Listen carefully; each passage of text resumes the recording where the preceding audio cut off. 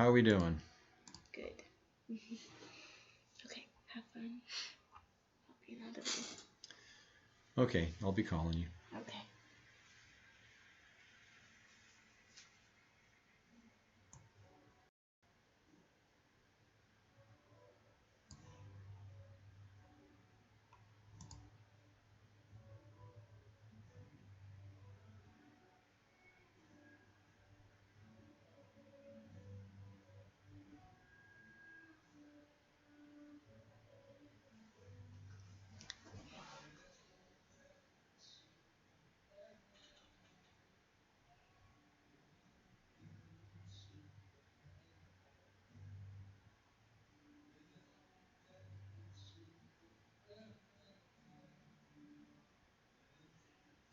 Okay, Abigail? I think the microphone just went live. Microphone? Yeah, I'm hearing something out of the speakers.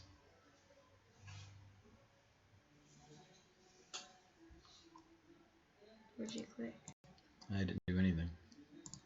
Then nothing came out of the speakers. You can hear it. I can't hear anything. Well, maybe it's just the motor blower. Mm-hmm. All right, never mind. Okay, there you go.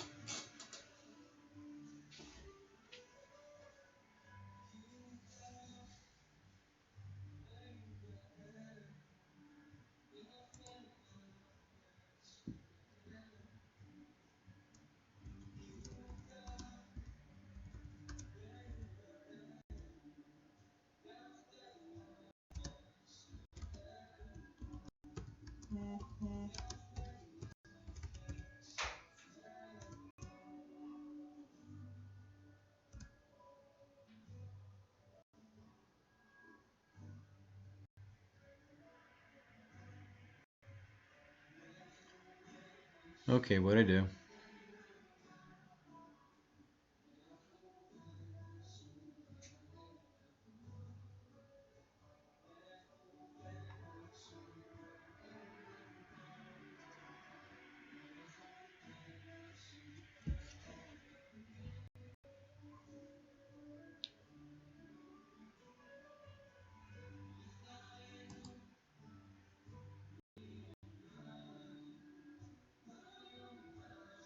Oh, that was sneaky.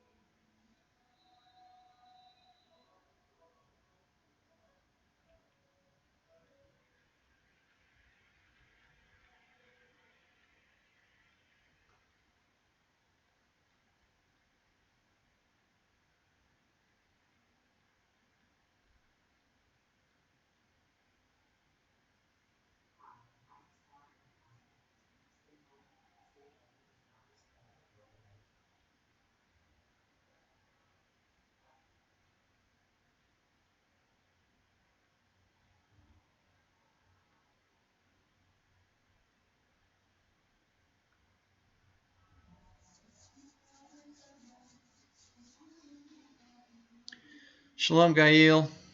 How you doing?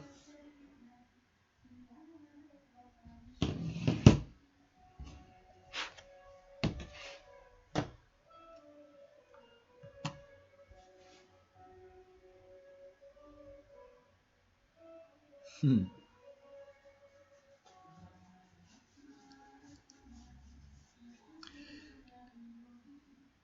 Did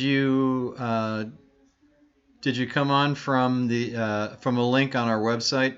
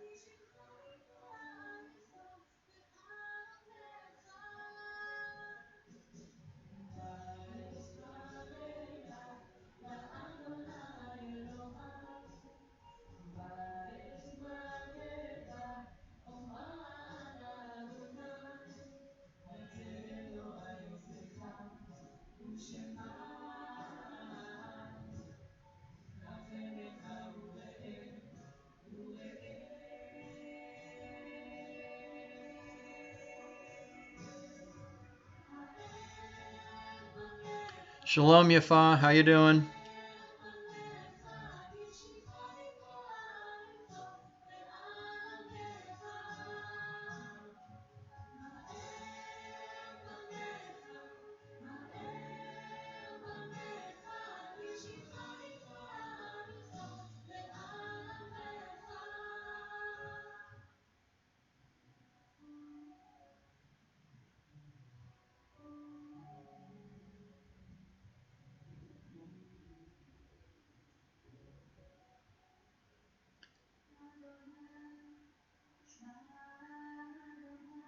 Okay, are you guys hearing me? Because neither of you responded.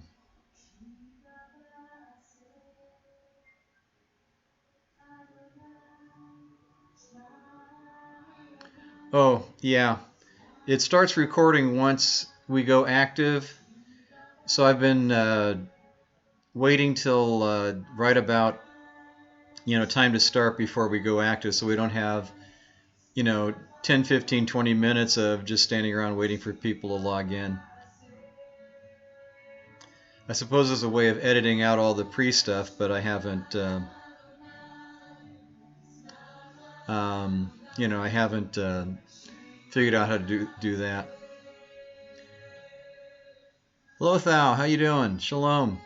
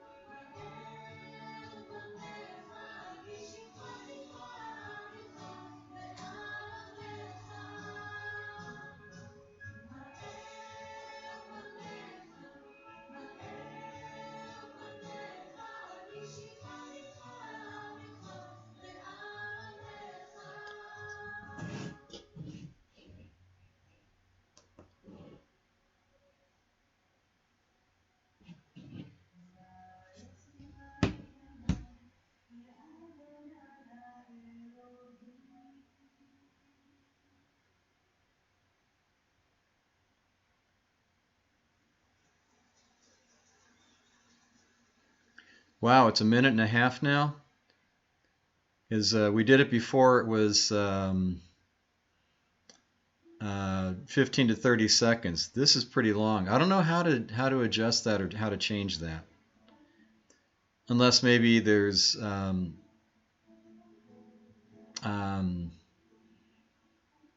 know everything's running off of my Wi-Fi here, so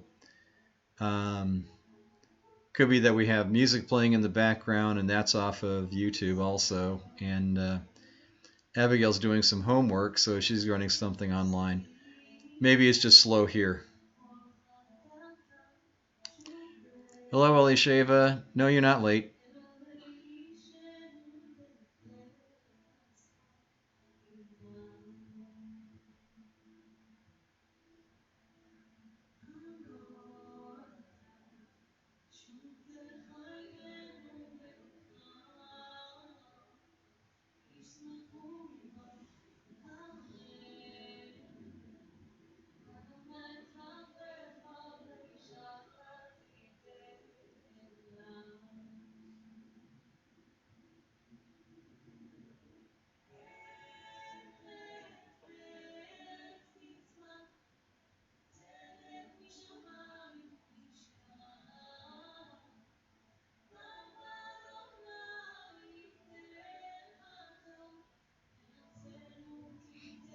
Okay, we're still just waiting a few minutes. Maybe in a couple, 3 or 4 minutes, we'll get started.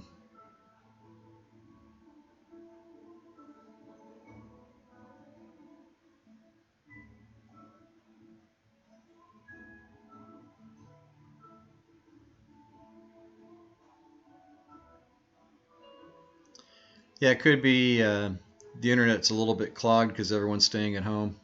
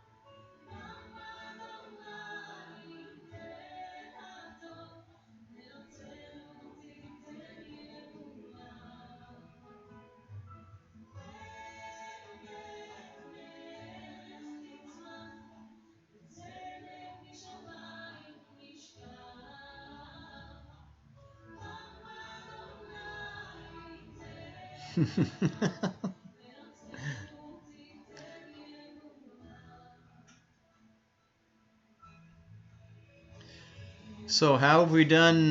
We're just an hour or so from Chag Matzot being over. Um, how are we doing holding up on no yeast in the house?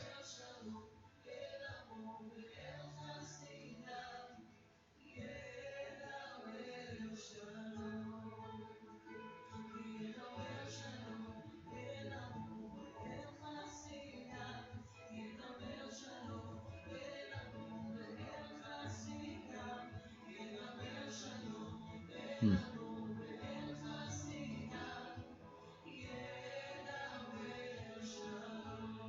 Shalom, Barbara. Good to see you.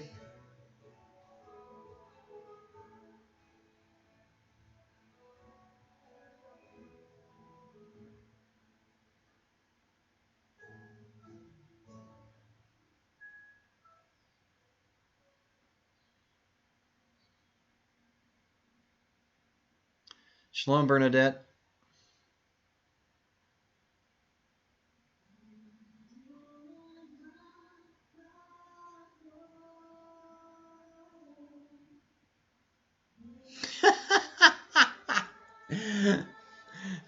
Funny you should say that. Abigail's already put in her requirement. As soon as it's sundown, she wants to order in a pizza.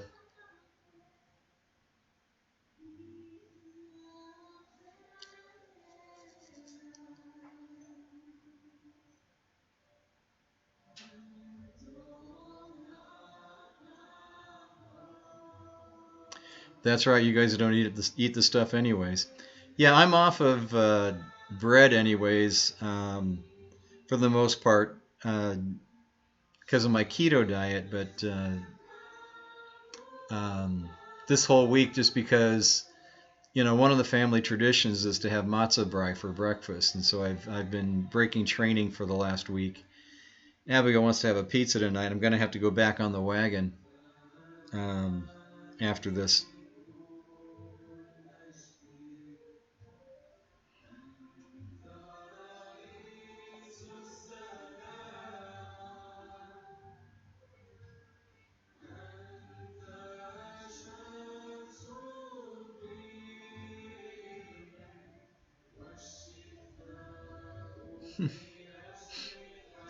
Well, Gail, you don't have to end the feast. You can just, buy up all the leftover matzah boxes and just keep on going.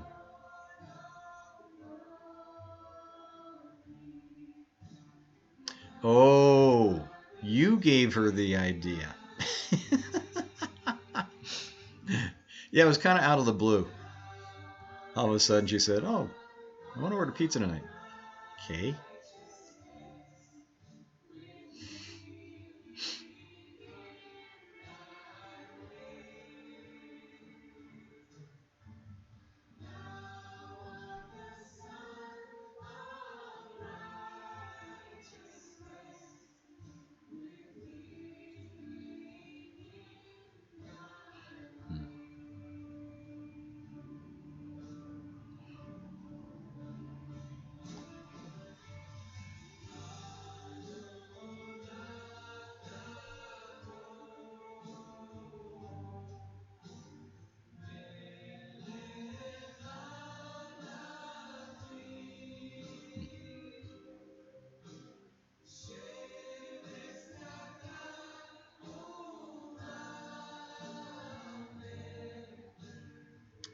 Okay, let me go shut off the music and we'll get started.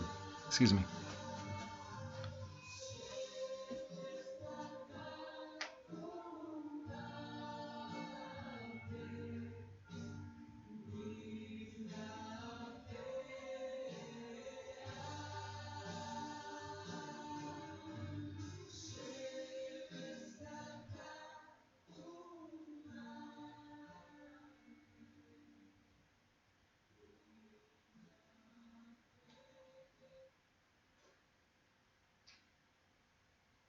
Maybe it'll speed up the time delay.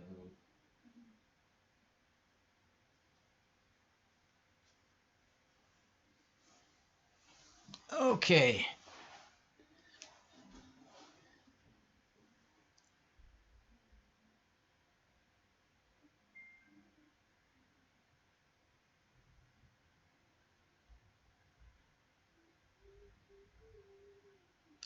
Ooh, there's an idea.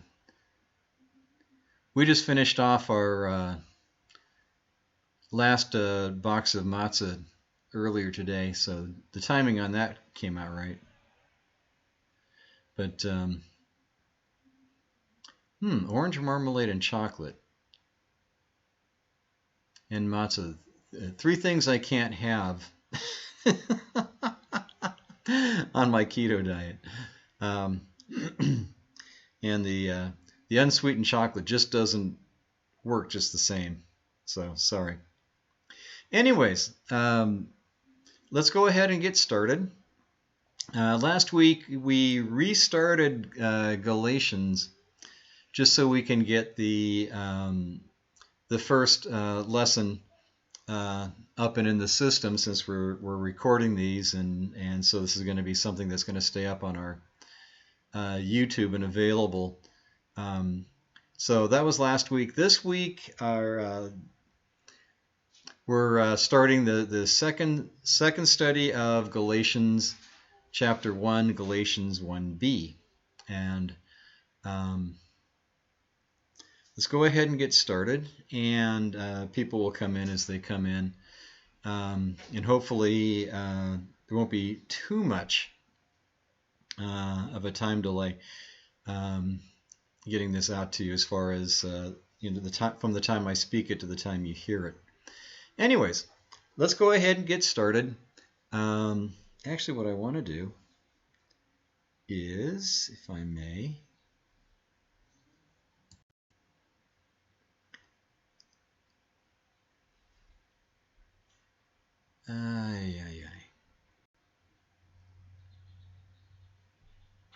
okay, that's not going to do it.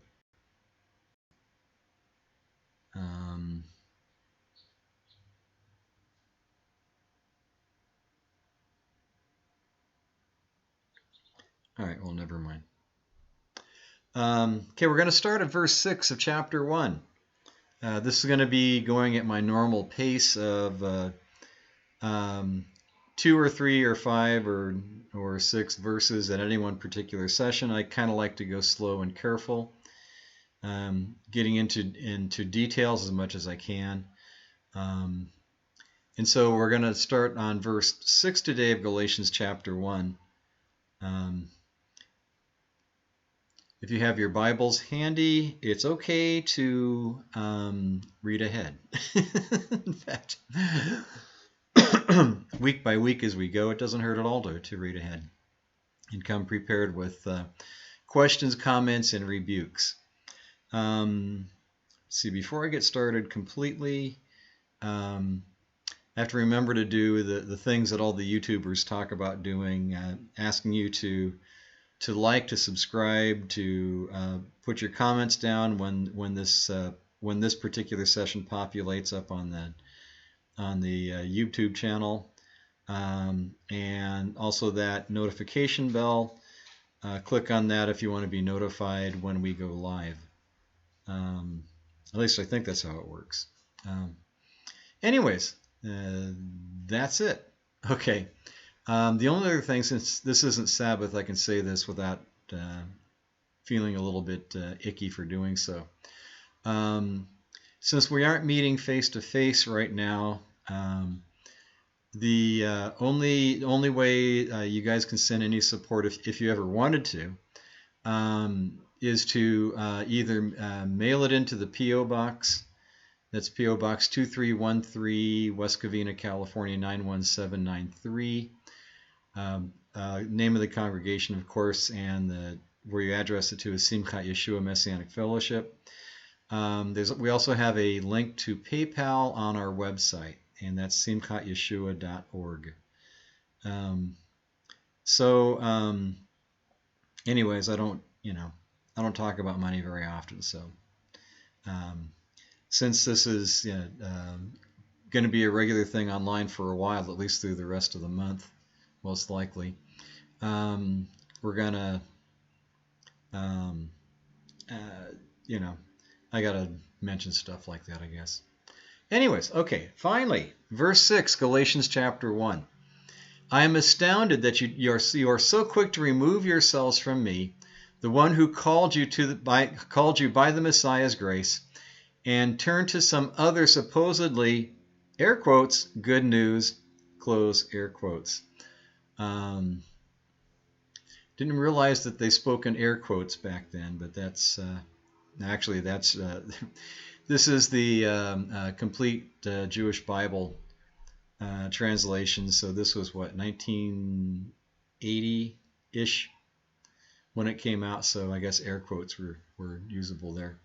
Okay, so I am astounded. The Greek is taumazo. My Greek is terrible, so if I completely massacre the pronunciations, please forgive. It means to wonder, to marvel, or in the phrase of a famous movie line, shocked, I tell you. Okay, shocked that he would hear that you're so quick to turn away from Messiah's grace. And you're so quick. The Greek there is tachios, which is the same word that we use for tachometer, or if you're in the medical field, tachycardia. Tachometer is the gauge that tells you how fast your engine is revving. So, and how quick you removed yourself. The Greek there is metatithemi, means putting one thing in place of another. It's the same idea as used in Devarim, Deuteronomy 11:16. Who called you by the Messiah's grace, or more literally, who called you in Messiah's grace. And the word there in the Greek is charis. And just a little side note, I've taken to making note of this every time we run into the word grace. It's been a couple of years back now, but I ran into an interesting study a guy did, going through every single place in the entire Bible where the word grace shows up, and basically challenging the notion that the word we use for grace, which is usually taught as unmerited favor, should actually be translated and used as merited favor. And um, he went through every single verse he can find that used the word grace in English. And this was on one of our summer road trips, and we had a very, very long drive back from Idaho back to California. And I got to listen to the whole study pretty much in one long um, one long session. So, and at first, of course, I'm always very skeptical when people challenge something that I've known for a long time, and so should you guys. So I'm not, I'm not the least bit concerned or afraid or upset if you listen to what I'm saying on this and then say, I'm not so sure, because that's how I started off. I started off very skeptical. But when you get into the details of every application of the word grace in the Bible, you begin to develop an idea that grace cannot mean unmerited favor, but rather it should mean merited favor. Merited favor in the sense not that we have earned our salvation, but rather we have earned an acknowledgement from God that we are putting our best efforts into walking in His ways. It's sort of like acceptance that we have earned God's favor. I think this favor was shown up here. And favor, and you think about it. There's a couple of two of my favorite examples. One is, of course, theologically speaking, there's always that pesky little law of first mention, which isn't stated in the Scripture, but a lot of people who have been to theology school insist that this is got to follow. So, first mention of the word grace is in Bereshit, in the book of Genesis, where Noah found grace in God's eyes, in God's sight. Okay. And so if you take grace to mean unmerited favor, that means Noah was an evil character, but God chose to love him and forgive him anyways. That Noah did everything wrong, just like everybody else at that time on the earth, where the Bible says that men's hearts were only to evil continually. Apparently Noah was just like that, but God gave grace to Noah and forgave him anyways and was nice to him anyways. Even though the Bible says that, that Noah was righteous in all his generations. So obviously the word grace there is a position of acceptance by God, because Noah stayed holy in the middle of a wicked and perverse society. The other example I like to mention is when Yeshua overstayed his visit to Jerusalem on one of the pilgrimage festivals that his parents took him to. This is when he was a young kid, about 12, 13. And his parents finally went back to Jerusalem and found him, and they had a little discussion about not staying around when you should be coming home. Anyways, it says that Yeshua went home with his parents, okay, and he followed their instructions, and he grew in stature and in grace. Now, if you take grace to mean unmerited favor, grew in stature. In other words, he was a smaller, physically smaller, so he grew up later, after that, got bigger and stronger and all that kind of good stuff, and he grew in grace with the people.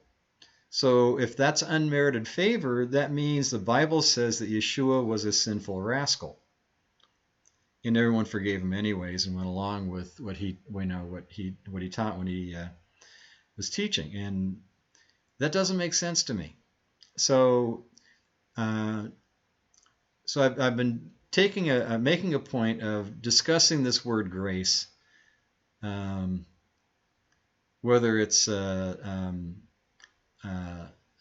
or in Hebrew or charis in Greek, whichever text you're looking at, to take a look at and stop for a second and think, okay, does that merited favor or unmerited favor? And I just want to set you guys loose on your own study with that and work on it, And if you find that this can't possibly be that grace really means merited favor rather than unmerited favor, talk to me. We'll talk about it. Okay, I'm not afraid of the discussion. I've changed my mind on this once before, so it's not going to kill me if I change my mind again. Okay. All right. So we are called in Messiah's grace. Okay. Now, when you in the context of Galatians, what was going on? The physical context in Galatia, in the congregations of Galatia, these were mixed congregations of Jews and Gentiles.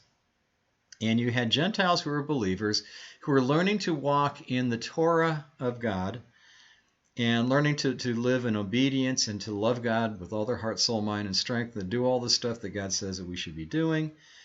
And then some Pharisees came along. Not that there weren't Pharisees there before, but there were some Pharisees came along proposing that they came from James, from the Messianic congregation, and saying, oh no, you can't be Gentiles. You have to convert to be Jews. You have to be Pharisees like us. Otherwise, you're not part of the family. Otherwise, you're really not totally loved by God yet. And if that sounds a little bit familiar, that's exactly the same shtick that's being pulled on Gentiles even to today by the Orthodox. And the sad part is, this is a horribly effective argument that they make, because basically what they're saying is, you're not complete because you're not like us.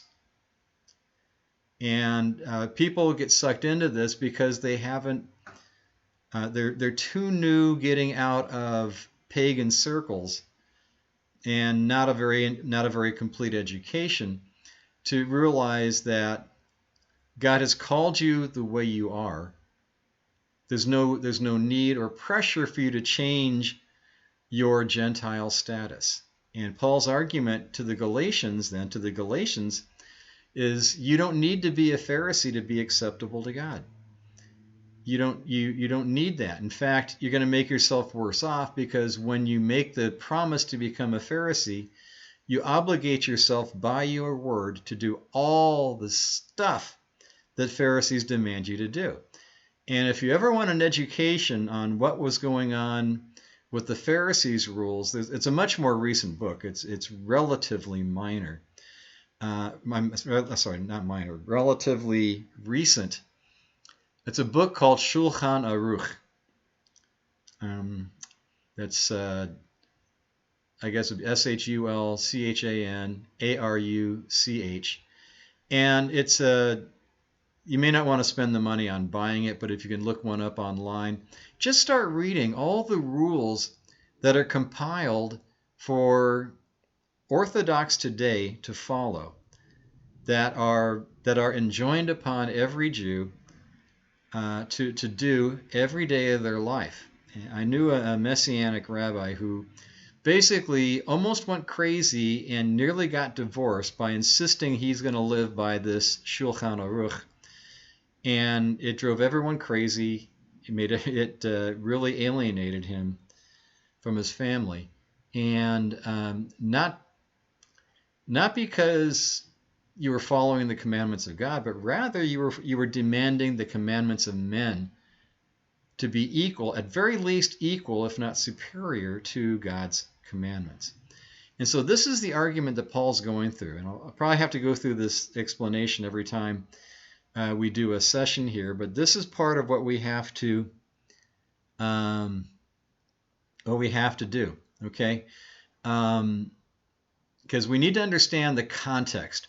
Context is extremely important with this book, because this book has been so tormented and mistaught.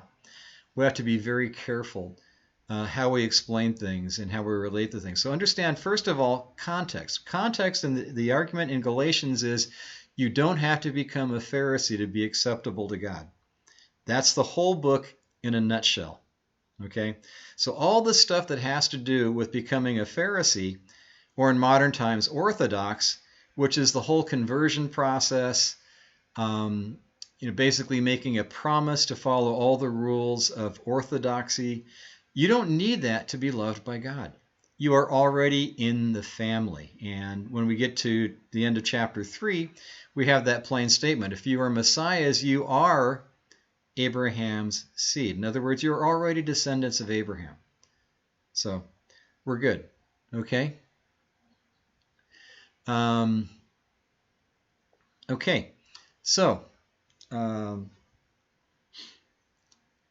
let's move on here. Okay? So called you in Messiah's grace, and to turn to, in Greek, en, this means turn into, okay, and turn into or towards some supposedly other good news, okay. Heteros eugaglion, a different gospel, okay, into a different gospel, okay. What is this other gospel, and why is it so dangerous? Okay. Gospel simply means good news. And so when you run into this argument, you're going to run into the statement that where people say, and understand they say this, that you're not complete unless you're one of them. God doesn't really love you enough yet. He won't love you enough unless you're Orthodox. Okay, you convert to being Orthodox. God really won't love you. You're not part of the family. Okay, and this is a very emotional argument, especially, I hate to say this, in Messianic circles, being a Gentile, some congregations place you in the status of being a second-class citizen. So automatically, you're getting set up for failure because you're not accepted as who you are. Therefore, when the Orthodox come along and say, oh, this is why you're not accepted, you're not Orthodox, you're not converted to being Jewish, you're not proper. And it becomes a very strong emotional argument. And this is where people get suckered into doing conversions because they don't understand. They don't understand. And what Paul lays out in this letter is that we are already acceptable to God as we are. It doesn't matter if you're Jew or Gentile. God has made you acceptable through Messiah Yeshua. And that's it. There's nothing else. You don't need to change your tribe affiliation, I guess you can say, in order to be acceptable. You're perfectly good as you are. In fact, God would prefer you stay as you are just because he can make good use of you that way. Okay, not that you don't live God's lifestyle, but it really is a double shocker when a Gentile becomes kosher, when a Gentile follows the holy days, the Sabbath and the holy days, and people look at that and go, wait, you're not even Jewish. Why do you do this? Okay, you have a bigger audience. You have other Gentiles that are around you looking at you going, wait a second, what's the big deal? Why are you always reading labels on food, food containers? And then you get the opportunity, because God said this is how we should eat. God said this is how we should live. But you're not even Jewish. That doesn't matter. God is God. That's what he wants. Okay? All right. So a different gospel. Okay? So what is this other gospel and why is it so dangerous? Whether or not Acts 15 begins with the Galatian heresy as the cause for the council's ruling, the same argument is made. You must be Jewish to be saved. That was argument number 1, the beginning of chapter 15 of Acts. Argument number 2, shortly following, not only must you be Jewish, but you must be a Pharisee. That was the second argument in Acts 15. Okay, start at Acts 15.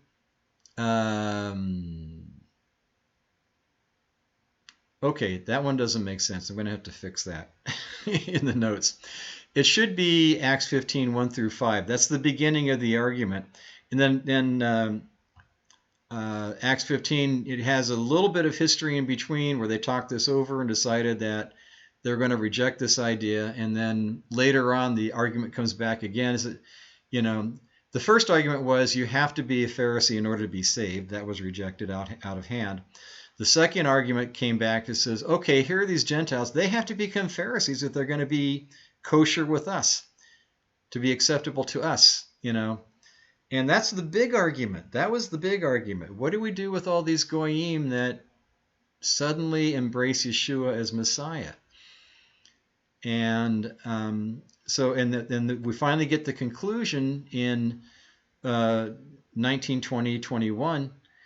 The conclusion of the argument is, okay, let's not stop the Gentiles from coming to be part of us, but let's do these four basic things, which I am told, I don't know Greek culture at that time well enough to know all the details, but apparently these are four of the worst pagan practices of those days, which is, no adultery, no drinking blood, no animal sacrifice, drinking blood. Oh, great, now I'm blanking on it. Do you know what I mean? Okay, and then it concludes the argument with verse 21, which says, "For Moses is taught in every synagogue and every Sabbath day." That's not an exact word for word quote, but that's the only way I remember it. Okay, so what does this mean then? What this means is that God's instruction through the council was to get the Gentiles into a synagogue where they will learn a holy lifestyle. As they learn the holy lifestyle, they will pick up all the details they need to learn.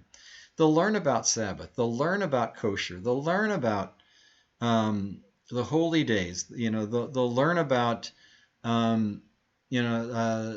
the best way of talking, not to name the names of the false gods, and stuff like that. So, you learn it as you go. And so that's why in our congregation, we don't care if you're Jew or Gentile. All we ask is that you come willing to learn. Okay? And that's really the only thing there. Okay? That's the only real requirement we have to begin. Just come willing to learn. Okay. So, alternate translation. I am being amazed that so quickly you are departing from your calling into loving kindness to a different gospel, a different good news, being called from loving kindness into something different. Not, instead of accepting God's loving kindness, accepting God's, accepting us, now we have to do something to make God accept us. That's a different gospel. Okay, verse 7. Questions, comments, rebukes, by the way. I am trying to read the comments as they go by. They just happen to be that right size of font on my computer that I have a hard time getting my trifocals to focus on it just right, but I'll do my best. Okay, verse 7, which is not good news at all. What is really happening is that certain people are pestering you and trying to pervert the genuine good news of the Messiah. They are pestering you. Okay, it's not good news at all what they're talking about. They're pestering you. In the present tense, they are currently and continually tearing you away from that good news proclaimed by Shaul. Thus the 70 and thus the severity. My eyes are still not what they should be. So thus the severity and haste of the letter. Now some people, the letter might seem to you a little hastily written, and you'll see this sometimes because he makes statements about stuff that he knows the people know about, so he only hints at stuff without a full explanation. The difficulty with that is we don't know the full explanation, so all we read is the hints. And also, I think in his haste, he doesn't, for such a smart guy, what a huge theologian this guy is. For such a smart guy, he uses the same word in the Greek text, nomos, for the word that we use in the English law, but he uses it in two very different ways. He uses it at least 4 different ways throughout all his writings, but in Galatians he uses it in 2 different ways. He uses the word law to talk about God's commandments, the Torah, but he also uses the word law to talk about the Pharisees' rules. And I make it a point to separate. I don't call them the Pharisee laws, because I don't want you to get mistaking the laws of the Pharisees with the laws of God.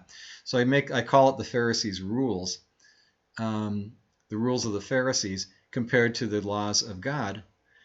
And so this is what, and he doesn't differentiate when he talks about it. So you have to look at the context. And one thing you have to, one of the first judges of context you have to do when he uses this kind of stuff is, does Paul tell us to turn away from the commandments of God?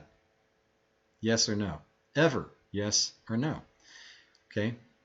The answer is no. So how can he write to the Galatians telling them to check the Torah, check God's commandments, unless there's a different explanation?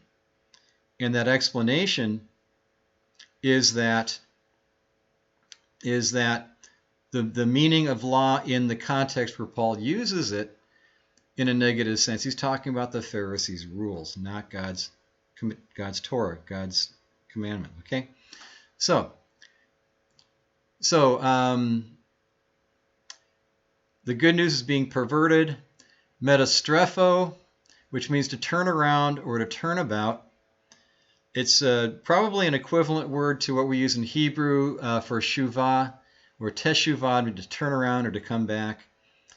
And it sort of gives you the picture of, we use that word for the English word repent. To repent is to turn around and go back in the right direction. And that's sort of the same picture here. People, in this case though, it's backwards. People, the Gentiles are going in the right direction, then they turned and went in a wrong direction. And so Paul's concerned that people are turning from the right way and going to the wrong way. Okay, and then he calls it the genuine good news. Okay, and the genuine good news, we're going to get into where he hints at that at the beginning, and then we're going to get into more detail of it as we get a little further into our study. Okay.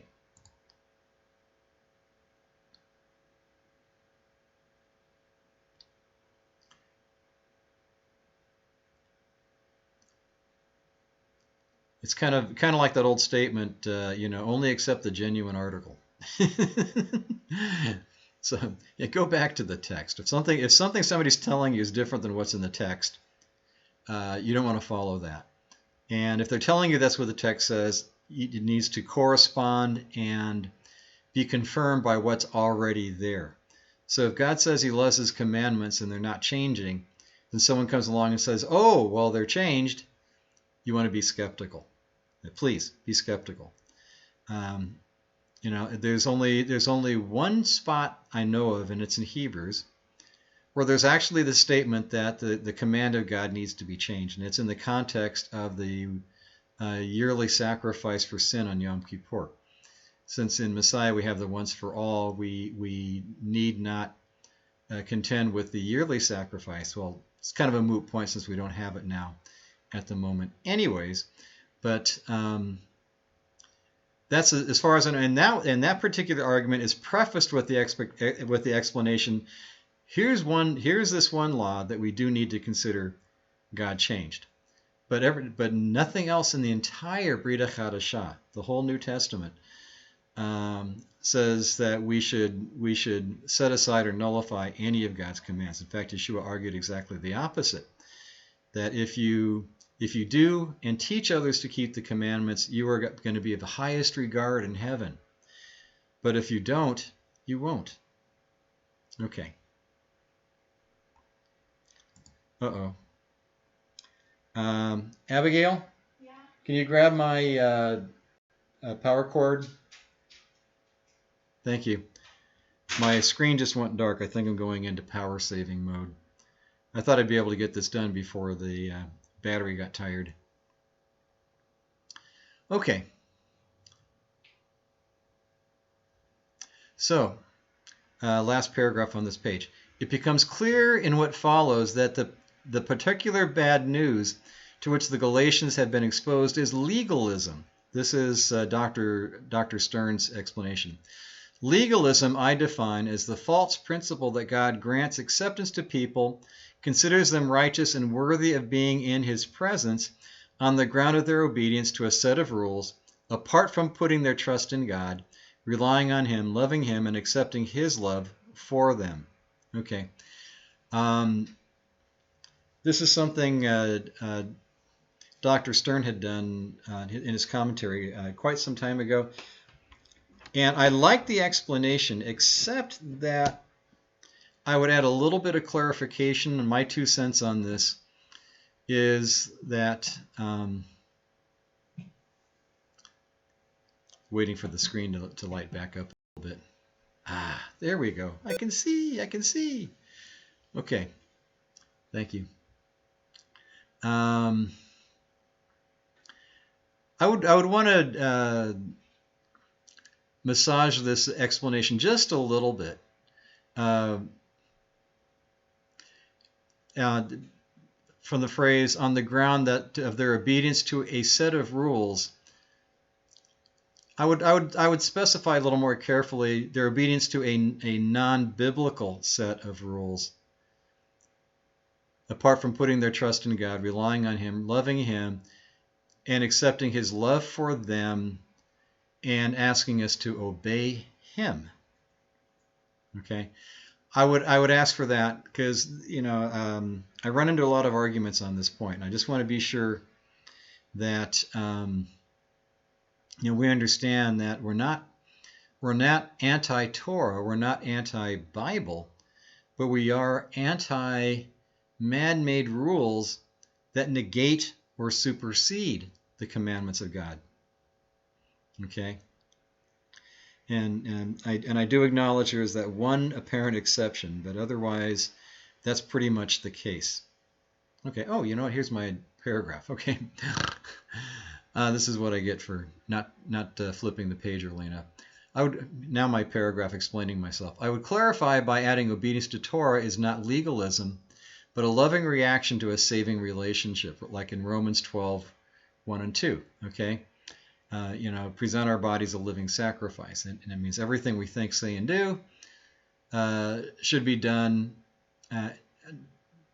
as a whole offering to God. Having said this, we also acknowledge observance of Torah can be perverted into a legalistic activity, such as what was being perpetrated, being done upon the Galatians. The argument to Galatia is not that Torah is bad, but relying on being a Pharisee for entrance into the family of God is wrong. Okay? Okay. Verse 8. But even if we, or for that matter, an angel from heaven, were to announce to you some so-called good news, contrary to the good news we did announce to you, let him be under a curse forever. Okay? So, even though this word is used for a sect of Judaism, that's not the context I mean. Orthodoxy is important. Okay? Such as in Deuteronomy 13:1 through 5, which is, we call that the Deuteronomy 13 test. Orthodoxy means that which comes before. Okay, then the interesting thing is the group of people who call themselves Orthodox is far more recent than biblical times. They're using the word Orthodox to describe themselves as far more recent, and so they aren't really original. Much more recent. Okay, so the Deuteronomy 13 test basically says if anybody comes along, and even if they prophesy, and even if they can call signs and wonders from heaven to happen at the sound of their voice, and even what they prophesy comes to pass, if they tell you to turn away from God's commandments, they're a false prophet. Okay? Now, it's a good thing we talk about this fairly easy in the discussion, so if Paul tells you to forsake the commandments of God, what is he? He's a false prophet. He's a false teacher, and you should have no regard for him. But if his argument, especially in Galatians, is to not be stricken and take upon yourself the obligation to man-made rules in place of God's commandments, then he should be, if he's doing that, then he should not be taken seriously. But he's not doing that. He's telling you to keep the commandments of God. Okay? How do we know this? Well, among other things, how does Paul define himself in Philippians? He calls himself a Jew. He calls himself of the tribe of Benjamin. He calls himself a Pharisee of the strictest sect of the Pharisees. Not was, but is. Current tense. He still is. Okay? And he uses all that qualification to set up the fact that belonging to Messiah is greater than all that pedigree. But the point being, even at this point in his life, and Philippians, I believe, is about the last thing he wrote before he was executed. He's still identifying himself as a Jew and as a Pharisee. So being a Pharisee wasn't the problem. Being a Jew wasn't the problem. But demanding that Gentiles forsake an obedience to God for the style of the Phariseeism that was being taught in Galatia was wrong. And he's calling that out. Okay? Now, the word curse there, you're familiar with that because a lot of preachers like to bring out the fact the word in the Greek is anathema, so we use that phrase all the time. Or at least, some people use it all the time. The colloquial explanation is it means damned to the lowest hell. My Greek isn't that good, so that's what I've heard. So on Shaul's use of the word curse, Greek anathema, as the man responsible for establishing the Galatian congregations on the right path, Shaul has no choice but to condemn in the strongest possible language those who try to destroy what is not merely his own work, but God's work. Those who willfully and in defiance of the truth choose for base reasons, and we'll get into that as we get to these citations later, to preach a sub-gospel should not be spared. They have earned their punishment and deserve accursedness. Now, this is really, really, really steep, okay? And understand this. If you pull people away from walking with God to follow man-made rules, you're calling on yourself this curse, okay? You're calling on yourself this curse. And so we have to be really, really careful when we're dealing with tradition, okay? Tradition can be good, and you know me, I'm rather in favor of tradition, especially when it's helpful to our walk.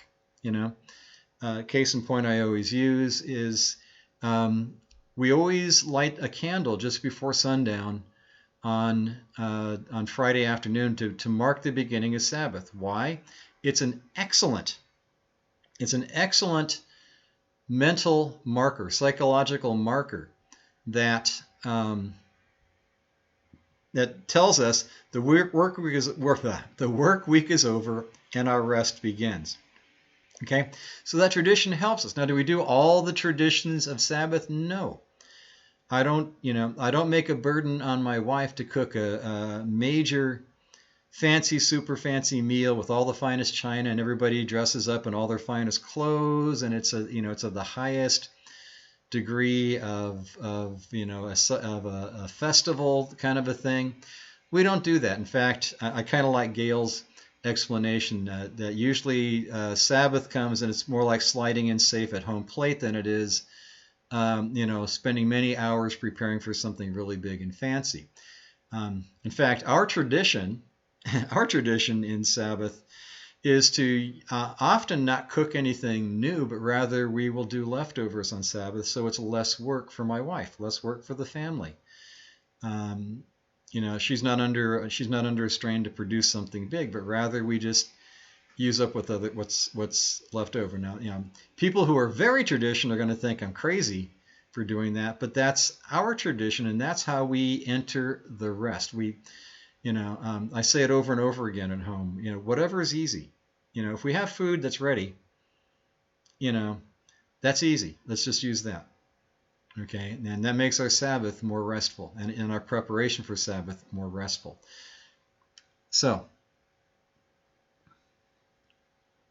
So that's sort of the point, and we're going to end our segment today pretty much on this subject, okay? Because verse 9 is basically a repeat. We said it before, and we'll say it again. Almost sounds like I need to do that in sort of a southern accent. I'll say it before, and we'll say it again.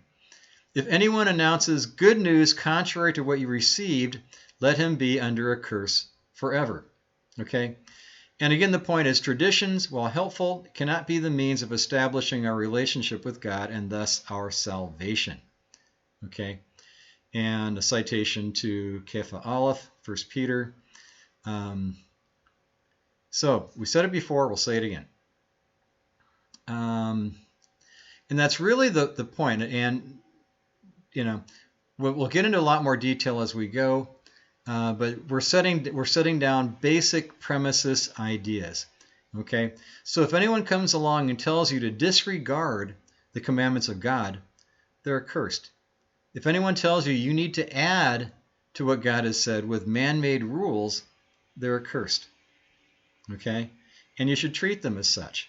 Okay? Paul even goes as far as says, don't even welcome them in your synagogues. Don't shake their hand. Don't wish them Godspeed. Okay? Why? Because we're too polite in America to take this seriously, but they are the enemies of our souls. Realistically, they are the enemies of our souls. If they want to take us away from what God has already told us and to supplant that with man-made tradition. Okay? And so we need to be careful with anybody who says, you know, don't do that. We're free from the commandments of God. I've never, I always like that argument, by the way. It cracks me up. Jesus died on the cross so we can be free from the requirements of the commandments. And I always openly marvel at the fact, and I usually start off with a leading question like, do you tithe? Okay. Well, no one likes to say no. Now, if you're in my congregation, you've heard this lecture before, you know how to answer that. But almost everyone else is going to say, oh, well, yes, of course. Well, why? Jesus died on the cross to get rid of that, right? Well, well, if Jesus died on the cross to get rid of the law, that's certainly a good one to get rid of, right? However, did he die on the cross to depart us from that law? No. Okay. Now, the short answer, in case you haven't heard my explanation, the very quick short answer is that the law of the tithe has to do with agribusiness in the land of Israel, and you bring the tithes of your field and your first fruits to the priests and to the Levites, depending on the context. Thus, and there's no commandment in the whole of the Bible that specifically says that a wage earner or a businessman or a merchant or a manufacturer pays tithe. It's only agribusiness. That's the short answer. Okay. Okay. That's it for what I had planned for today. Let me take a quick look at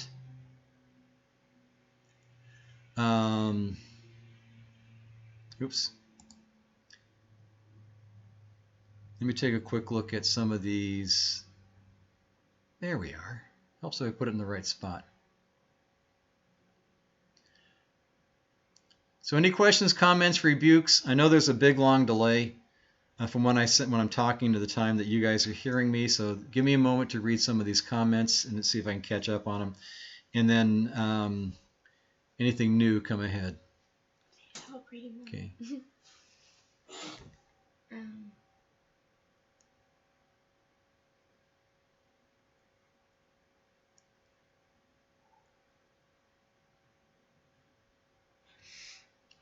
Okay, Nick talks about the 7 Noahide laws are enough. Actually, how do I say this politely? It's racist. Okay, there's not a polite way of saying it. The Noahide laws are racism, because what they're saying, because what the Orthodox are telling you is that you're not good enough for Torah. if you're a Gentile, you're not good enough for Torah. In fact, they tell you, try to convince you to not follow God's commandments. They'll tell you that you actually anger God as a Gentile to keep the commandments of God, to keep his commandments. And so the 7 Noahide laws are, it's actually not even a compilation of existing. It's derived from the commandments of God, but nowhere do you have a list that God said, oh, by the way, if you're not Jewish, here are these 7 laws to follow and you'll be okay. God never says that. So why should we? Okay, this is a case where, and this is a very strong argument in favor of why we should not follow the Orthodox, the modern version of Pharisaism. Okay, because if you're not Jewish, they're telling you that you're not good enough for Torah. Okay. Let's see.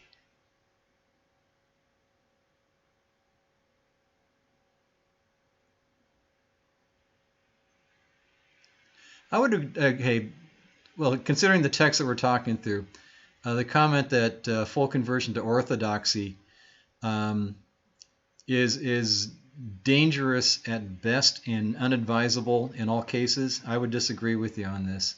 Just because you're going to commit yourself to keeping all the rules of the Orthodox, most of which are not actually based in Torah. They're based in tradition, on the premise that the rabbis are learned and wise, and it's their intelligence that supersedes the commandment of Hashem.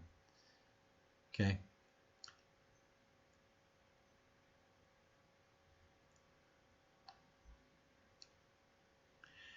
Besides, what does Torah actually say? If a Gentile wants to come along and join themselves to Israel, they keep the commandments and they'll be regarded as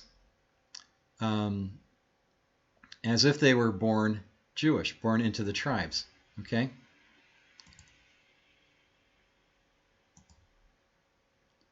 Okay, I'm trying. Oh, that's why it's not moving down further. I'm at the end of the list already.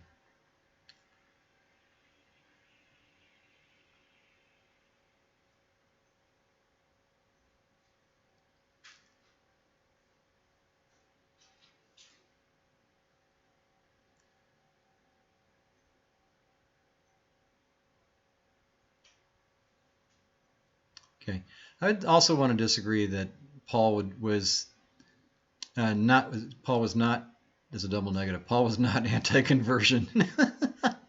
He's extremely strong on it. Later on in Galatians, he says, one of the things they're going to do is, how do I say this politely in mixed company? You're going to get a piece knocked off of you. And Paul says, why don't you just, if you're going to do that, just go ahead and cut everything off. You might as well emasculate yourself, because that's about as shameful as what it's going to be for you. And I know I'm using strong terminology, but Paul used strong terminology there. And so I really strongly object to the whole idea that that would be okay to convert, because in the conversion process,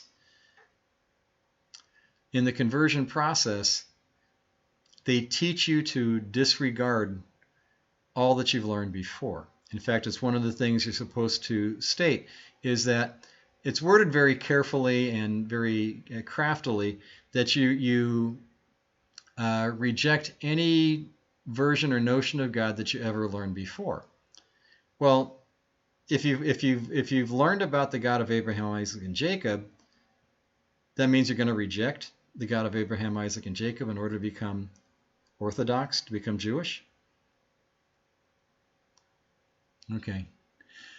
Sorry, I do have to come down kind of hard on that, and I don't want you to be insulted, but on the other hand, I do want to make sure it's clear that Paul very strongly is against making a conversion.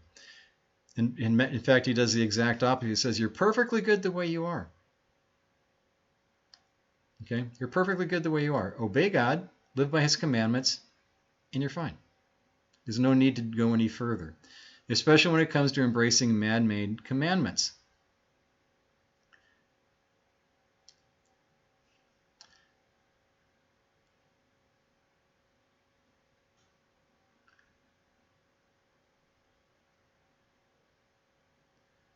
Okay.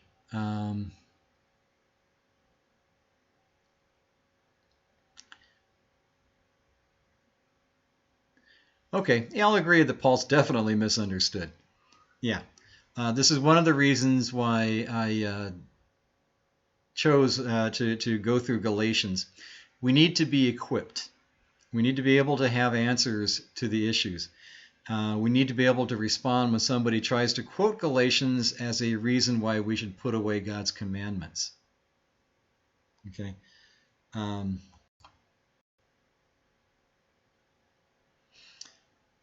and that's so that's the purpose. This is a very well received study. I've done this a couple times already. I'm going through Galatians in the groups that I lead over in prison. At least I will be once they let me back in. They've got the whole place shut down right now, but and they're very much enjoying this because as messianics, they're kind of getting the short end of the stick on both sides. The Orthodox rabbis hate them and won't do anything for them, and the Christians in the prisons constantly pound them on what they understand out of Galatians, and so you teach through Galatians to know how to counter the arguments. And so if it sounds like sometimes I'm on a bit of a tear or on a soapbox, it's for that reason. We need to be very well prepared to defend why we walk the way we walk. Okay. So, any other questions, comments, rebukes? Yeah, I'm open to rebukes. It's okay.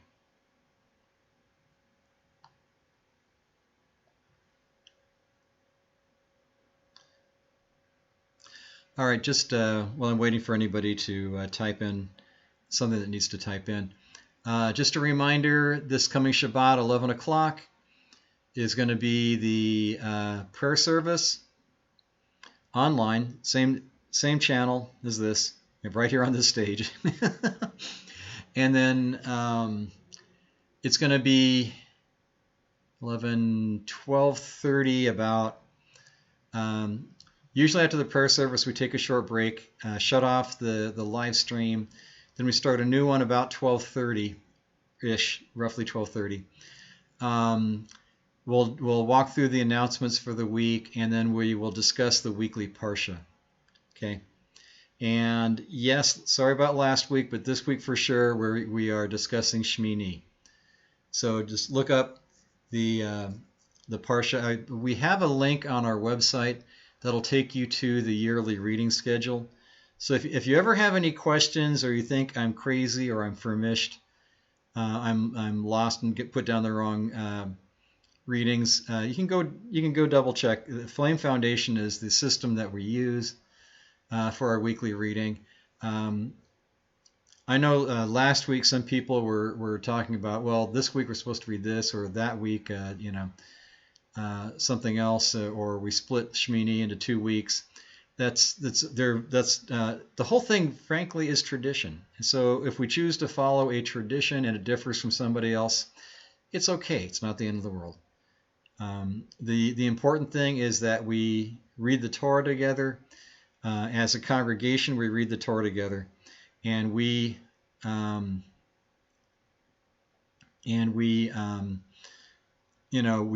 prepared to discuss the weekly reading so that we get more benefit out of it. So all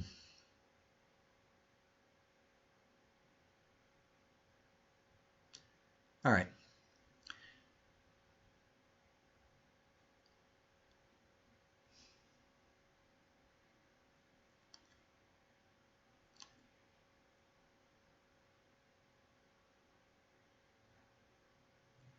Okay, I'm good with that, Nick. Okay, that's fine. I don't want to climb on your case all that much. It's just that I'm very protective about ideas that don't necessarily have a good conclusion. And so I never want to steer anyone towards a conversion. That's my point on that. Okay. Okay, so okay, let's wind this up. We have Shabbat service, 11 o'clock prayer service, 12:30 announcements and Parsha discussion, and right here on the station. Again, I have become the thing that annoys me. Remind you, if you haven't yet, subscribe, like, hit the notification button. Actually, you know what? One thing I'd like you guys to remind me, and don't worry about it now because we're going to close up. But next on Shabbat, if you could remind me, if you do get notifications when the stream goes live, because I don't want to annoy you about hitting the notify button if you don't get it. So, and then also, if you want to support the congregation, you can get the information off the website and take care of it however you wish. Okay. All right. Shalom. God bless you guys. We'll see you Shabbat. It's almost sundown. Time to run out and grab that pizza. That's my daughter's order to order in a pizza. So it's almost sundown. It's just about the right time to go and get it done. So here we go. All right. Shalom, kids. God bless you, and we'll see you Shabbat.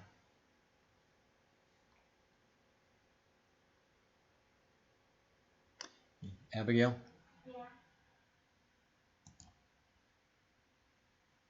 Yeah. There we are.